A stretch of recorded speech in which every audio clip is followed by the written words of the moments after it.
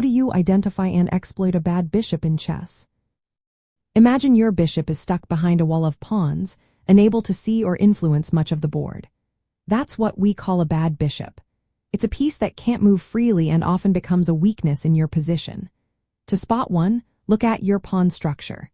If most of your pawns are on squares of the same color as your bishop, it's likely trapped. For example, if you have a light-squared bishop and your pawns are mostly on light squares, your bishop has limited options. It might be stuck behind your own pawns, unable to attack or defend effectively.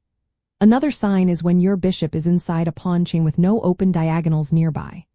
Even if it's not blocked by your own pawns, if the opponent's pawns control the squares your bishop wants to go to, it's not very useful. Remember, a bishop isn't automatically bad just because it shares a color with some pawns.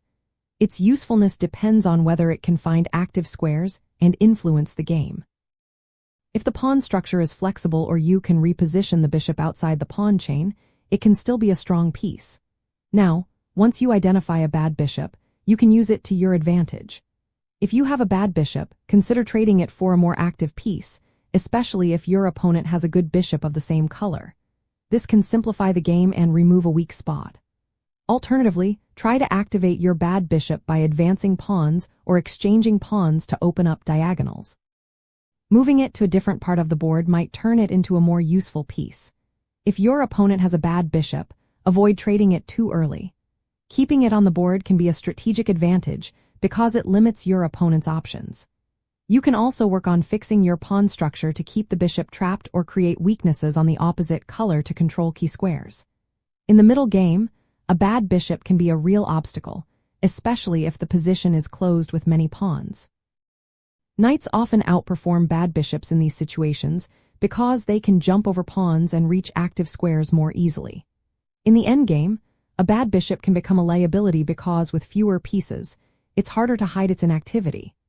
A classic example is the good knight versus bad bishop endgame, where the knight can maneuver around weaknesses that the bad bishop cannot defend.